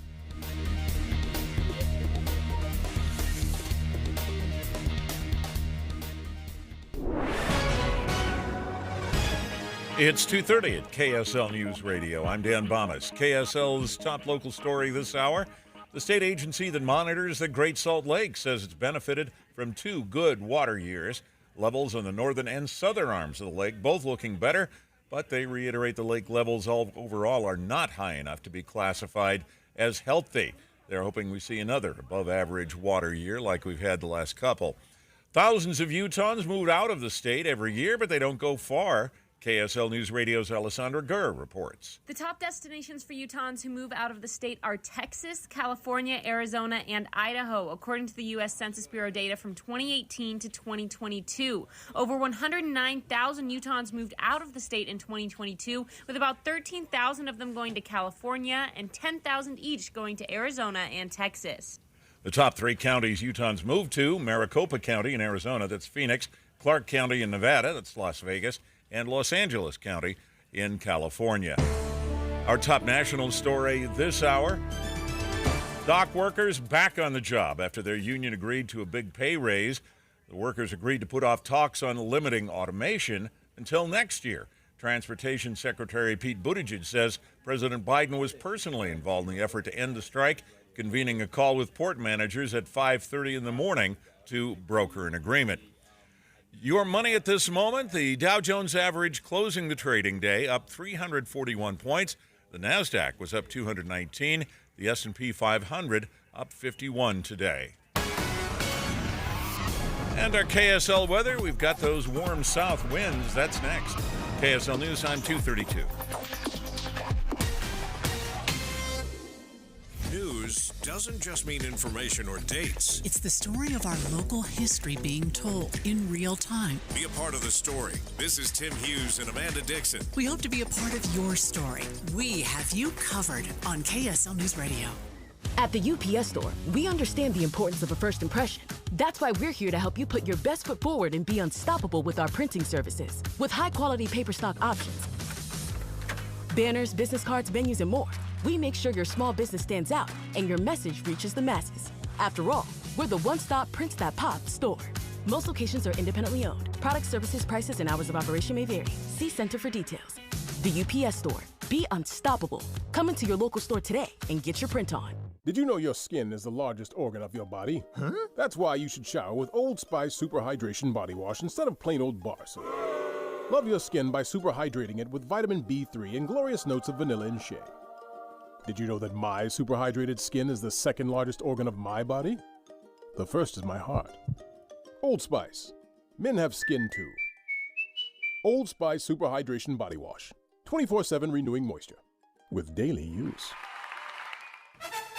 Head to Logan for funky fall fun. Jump on your brooms and join us for a fantastic fall break. Here's what's brewing. The North Logan Pumpkin Walk, October 10th through the 15th. Okay, there's no way to describe this amazing and colorful experience, but I will try. There are hundreds of carved pumpkins, plus dozens of displays crafted from painted pumpkins, gourds, and other random vegetables. You have to see it for yourself, and it's free. Celebrate Utah's Harvest Heritage, October 18th and 19th at the American West Heritage Center's Fall Harvest Festival. Grain threshing, apple pressing, pony rides, train rides, antique tractors, games, and fun. Get your scream on all month long for spooky encounters on the historic downtown Logan Ghost Tour, or traipsing through a couple of giant corn mazes that may or may not be haunted. Check out live theater and music performances, great restaurants, golf, and USU football games. Head to Logan for funky fall fun. Explore logan.com/fall. My wife and I always loved doing everything together. Jiu-jitsu, kayaking, and intimacy was always on point. It was around my early 30s when I noticed a downward trend. Watching a lot of TV, putting on weight, and just full of self-doubt. I had tried another men's clinic with disappointing results. It's the personalized treatment I receive at Revive Men's Health that has been the complete game changer for me. I've got my energy and motivation back, I'm feeling stronger than I did in my 20s, and it made me a much better husband to my wife. I'm Eric Ramos, healthcare provider at Revive Men's Health. If you are always feeling tired or moody, have a difficult time sleeping, or decreased libido, you may be suffering from low testosterone. Book your free T-check and exam at Revive Men's Health, Salt Lake City. Call 801-263-7777. That's 801-263-7777. Or visit ReviveMen'sHealth.com. We have emergency traffic now, brought to you by Sinclair's Dino Pay app. Save up to 20 cents per gallon. Here's Ricky Meese. This is in Utah County. We still only have one left lane of traffic open southbound I-15 as you're approaching Santaquin. This is due to an earlier roadside fire. Right now we have stop and go and slow and go delays back to Benjamin.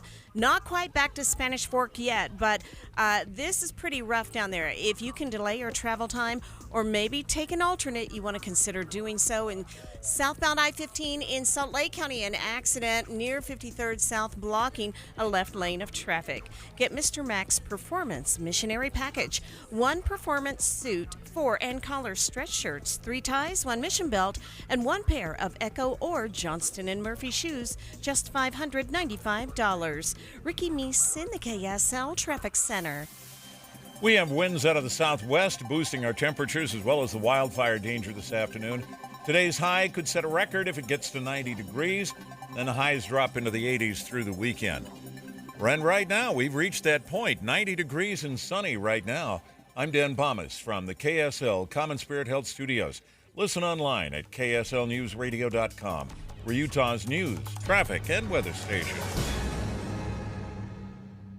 Inside Sources. Inside Sources. America's voice of reason. Boyd Matheson on Utah's home for elevated conversation. Inside Sources on KSL News Radio.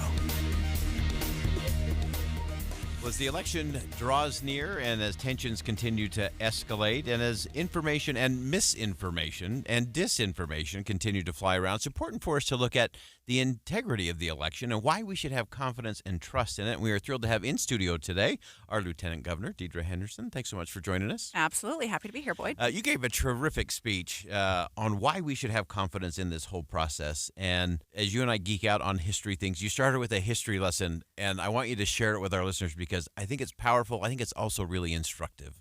Well, thank you. You know, Utah has this history of loving voting a lot, okay? Utah women were the first in the nation to earn the vote, to get the vote back in 1870, or actually the first to cast a ballot under an equal suffrage law in 1870. And then they voted for 17 years. And Congress passed a law that outlawed their ability to vote after 17 years of voting. So then Utah women were just, they banded together, all political persuasions, women of all ages, and they had this goal to get their voting rights back with statehood. But that wasn't an easy thing. Utah had applied 7 times, for statehood before they got statehood. And so tensions were really high in 1895 when the state had its constitutional convention. There was this thought that if we put women's suffrage, equal suffrage, in our state constitution, that would be so controversial that maybe the Constitution wouldn't be ratified or that Congress wouldn't approve it. It would somehow upend our 7th chance to get statehood. And some people even suggested that the women should just say, you know what, for the good of statehood, just forget about us. Let's get the Constitution without women, and we'll pass an equal suffrage amendment later after we're a state. But the women wouldn't hear of it. They wouldn't budge. And so they decided, ultimately, these all-male delegates to the Constitutional Convention decided that if the price of statehood is the disenfranchisement of half the population, then it wasn't worth the price. Yeah. Ugh. It's such a powerful lesson. And, of course, ultimately that did all get through. We did become a state. Women have the vote. And we've taken great pains over the years to protect that right and to ensure that people can cast that vote, express themselves with great confidence. Absolutely. The idea that you can have easier access, better access, broader access to the ballot and secure elections, those two things, you can have them both. Yeah. And that is what Utah has built our election system on, those two principles. And it goes back clear to statehood. Yeah. We value access to the ballot. We value people's constitutional right to vote. And you can have both security and access. Yeah, I love that. And it's one of those classic fake fights and false choices. Those are compatible principles. We all need to remember that. It's also interesting, and you've been on this in particular during your time as Lieutenant Governor, in an odd way, take the politics out of voting. Right. I love that. Politics out of elections, right? We're going to take the politics out of elections. We really have done that in the state of Utah, and the way we've done that is the legislature very deliberately over time has put into place these systems that allow, in some states, vote by mail would seem like a partisan issue, but in Utah, it's not a partisan issue. It's just a policy issue. It's a policy decision, right? And so we've been able to kind of step back from the partisan fighting about election administration and just do what we think is best policy-wise, what is best for the people of the state of Utah. Yeah, we always say that it is so critical. We've stress-tested the nation in pandemics and world war and economic collapse. We've never stress-tested it in the absence of trust, especially in our institutions. And so let's talk for a minute about why we should have that trust and what we need to be wary of as we get a little closer to Election Day, some of the things that might try to undermine that trust and confidence we have in the system. Well, trust is an incredibly important part of a free government. You can't have free government and strong political institutions that actually protect and preserve people's liberty and freedom. Without trust. And, my party, the Republican Party, the state of Utah, even a little bit, we kind of have a distrust, a natural distrust, right, toward government. But it's important for people to remember that government is them. Government is the people. And the people express their will through the ballot, through voting. And so we don't want to undermine government to the point that nobody trusts it, because what are we left with? We're left with hollow institutions, with no friends, no supporters that are so weak that they're open to corruption. And so that trust is important. It's important to make sure the government is doing things that they're supposed to be doing. It's important to reform. It's important to improve processes. But wholesale distrust is something that we really do need to guard against. We need to make sure that we remember that we, the people, are the government. Yeah, it is us. It is us. And so let's talk about some of the things that you've called for in terms of things that we can do as individuals, as families, as neighborhoods, as communities, as we roll towards that first Tuesday of November. Well, I think the first thing I would ask people to do is to just doubt the doubters. If there are people who are actively trying to undermine or shake your faith and confidence in our election system, maybe take a step back, look at where that source is coming from, and go to authoritative sources. Go to vote.utah.gov. Talk to your county clerk. Don't always just trust the doubters. Doubt the doubters before you doubt the entire system. The second thing is to make sure to take your ballot into your own hands, right? You're responsible for your ballot. Go to vote.utah.gov to register to vote, to check your address. And there's a really, really important thing at vote.utah.gov that you can do. You can sign up to get text notifications sent straight to your phone so that you can know when your county clerk has sent your ballot. You can know when your county clerk receives your ballot. And you can know when your county clerk has actually counted your ballot. So those are some really important things that people can do. So it's so important, and it's so simple, right? Everyone says, well, I want it to be simple. I don't have time to do this or that. That's one way to be very confident and very certain that the process is moving forward. And I know so many of our county clerks have really thrown the doors open in terms of transparency. That if you have a question, call them. Go in. You can walk through a lot of those and see it for yourself. All the processes for around elections are open to the public. So yes, they can count ballots. They'll be verifying signatures in public. They'll be counting ballots in public. They will be auditing those results in public. And that's a process, you can go take part in if you would like. You can go observe, or you can, talk to other people who have gone and observed. But all of this is done in the light of day. Nobody wants to conduct an accurate election that actually reflects the will of the voters more than the county clerks and the people who run the elections. These are your friends and neighbors. These are good people who, many of them have done it for decades. I've even heard of one gentleman who's done this for so many, like 20 years, and he's not going to do it this year because he's so frustrated by the way he feels like he's been under attack. So, let's just check ourselves. Let's make sure we're being kind to each other, that we're assuming the best. If there are problems, we want to know about them. We want to hear about problems. We're not talking about legitimate criticism or calls for reform or dissent or anything like that. But attacks that fundamentally undermine people's faith in elections, unfounded accusations, rumors, just those are the things that we really want to guard people against. Yeah, no question about it, because we have to have trust in that system and process, and we appreciate your transparency and your willingness to talk about all of these issues and to throw the doors open and say, this is why we do this is how we do this.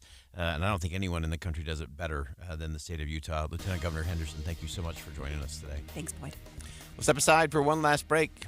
Final thoughts on Inside Sources coming up next. Stick around. We'll be right back.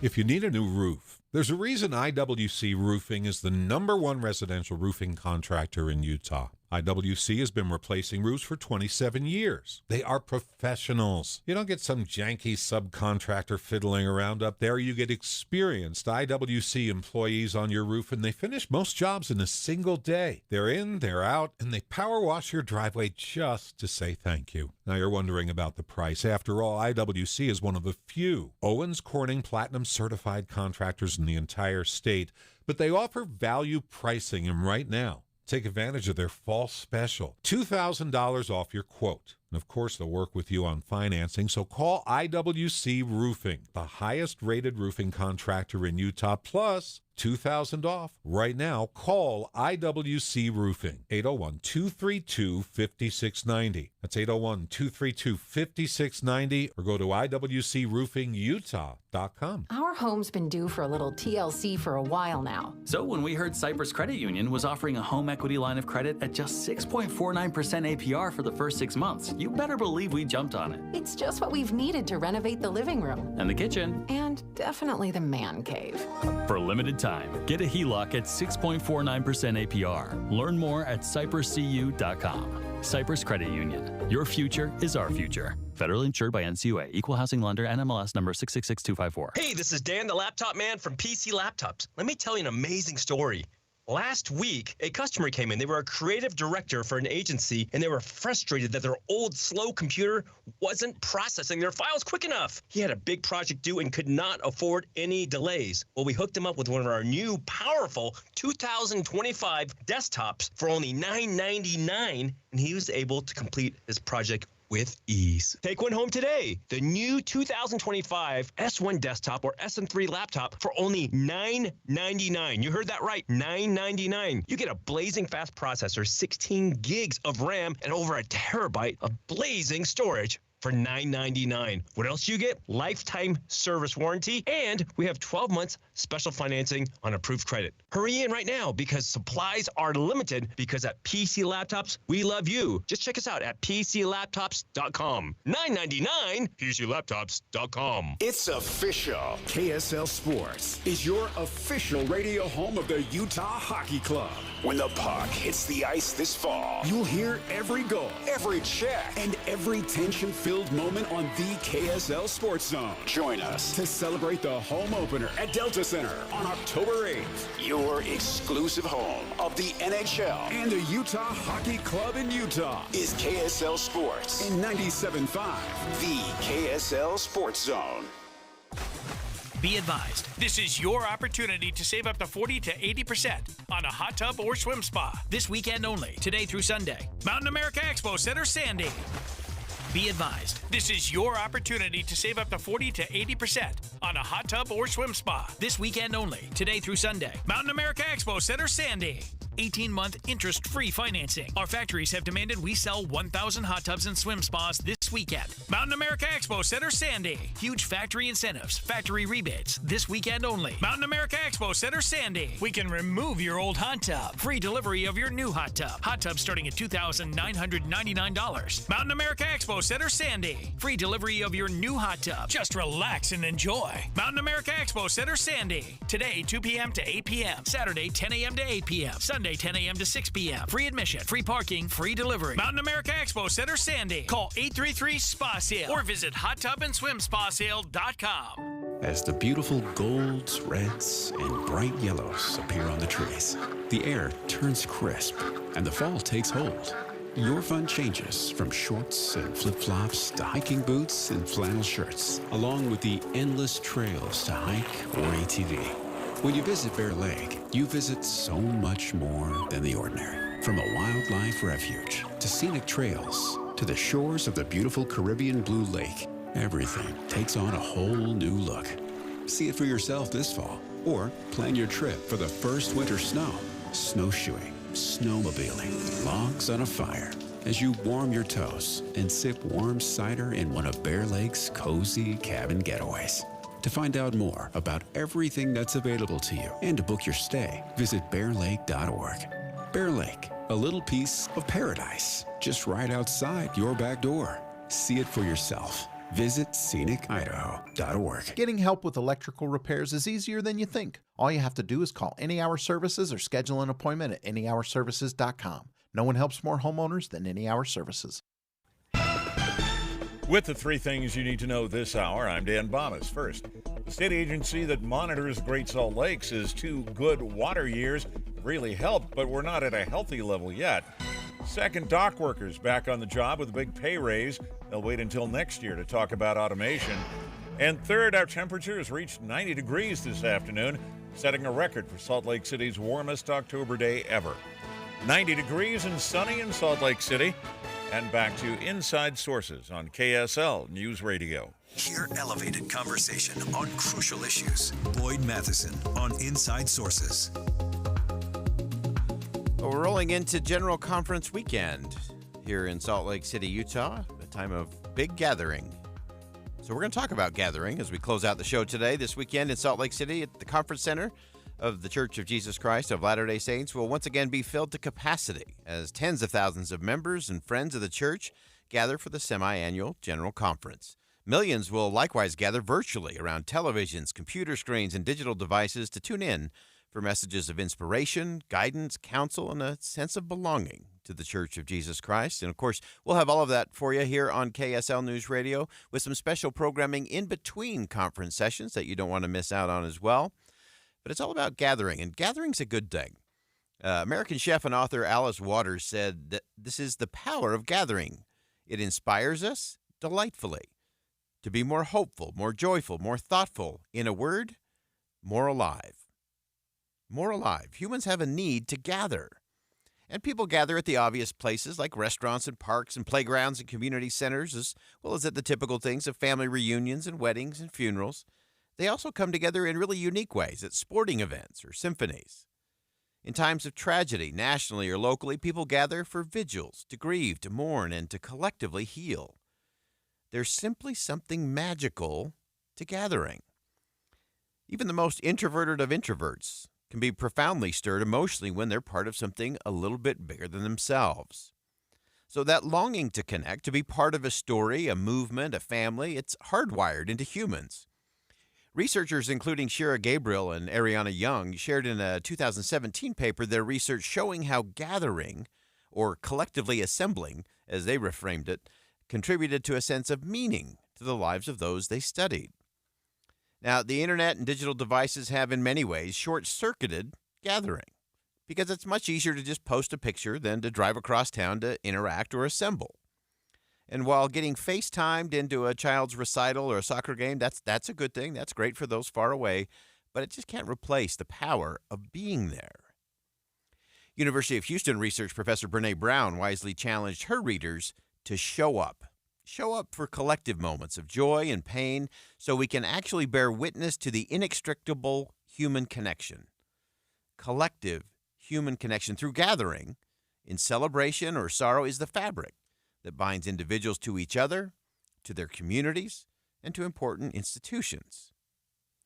Now, Russell M. Nelson, prophet and president of the Church of Jesus Christ of Latter-day Saints, understands the sense of sacredness and connection that's found in coming together. Over the past nearly 7 years, I've witnessed him gather with members of the church in large arenas in Australia and North America, football fields in Fiji and Tonga, conference centers in South America, hotel ballrooms across Asia, chapels in Europe, and through virtual gatherings all over the world. This 100-year-old has literally crisscrossed the globe to bring members of the faith together, to gather. So whether in his travels or convening the global church from the conference center here in Salt Lake City, there is a profound sense that these gatherings are a homecoming. I remember in Samoa, members lined the streets for miles. In Tonga, there were signs of welcome home. I'll never forget a gathering in Fiji where there was this soul-stirring moment at the end of a devotional when the crowd in the stand stood to sing a traditional Fijian song, Farewell, Dear Friend. It was a most extraordinary moment of gathering and personal connection. In fact, it was an earthly and eternal interconnectedness that proved that even large gatherings are designed to minister to, connect with, and encircle with love the one and everyone. In November of 2019, President Russell M. Nelson and Elder D. Todd Christofferson of the Quorum of the 12 Apostles traveled across Southeast Asia.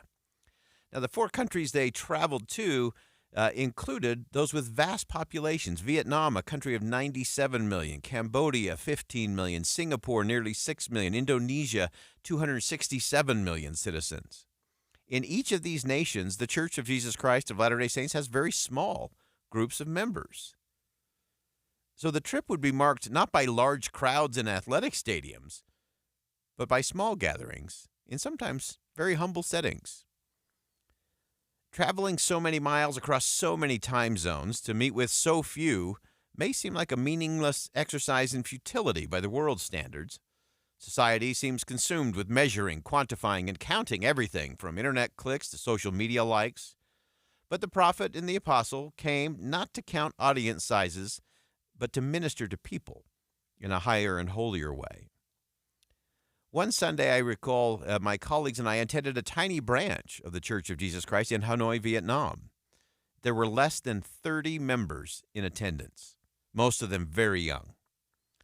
I remember as the meeting started, I sat there trying to figure out the meaning of the math for Vietnam.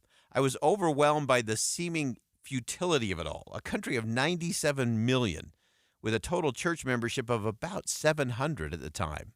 And here there were 30 members in a city bursting with citizens. It simply did not, could not, would not add up. And then the words of Albert Einstein flashed in my mind. Not everything that can be counted counts, and not everything that counts can be counted. Very true when it comes to gathering. Whether one of a city or where 2 or 3 are gathered, the impact can truly be immeasurable. It's been amazing how President Nelson has surprised media, government, business leaders who have just marveled at his endless energy and his steely determination to gather, to teach, to minister to people all around the world.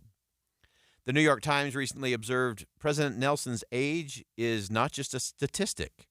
It signifies a unique perspective garnered over a century of life experiences that few others can claim. Newsweek remarked that at 100 years old, President Nelson stands as a beacon of faith and resilience, leading a global faith community through trials and triumph. President Nelson has a most unique gift to unite a crowd in meaningful moments that produce a sense of the sacred and forever connect them all together. Brené Brown, in her book Braving the Wilderness, posited, crying with strangers in person could save the world. That seems to be a driving force of President Nelson's exhaustive global gathering over the past 7 years. So gatherings and then belonging are really the key. I think President Nelson has demonstrated a principle by poet John O'Donohue that the work of holiness is not about perfection or niceness. It's about belonging. And that's what gathering is really all about. It's a remarkable thing. The result of gathering will be a society of connected individuals, families, neighborhoods, and communities that are more hopeful, more joyful, more thoughtful, in a word, more alive. Go gather. That wraps it up for us on Inside Sources today here on KSL News Radio. I'm Boyd Matheson. Thanks for joining us today. And as always, as you go out into the world, make sure you see something that inspires, say something that uplifts, and do something that makes a difference.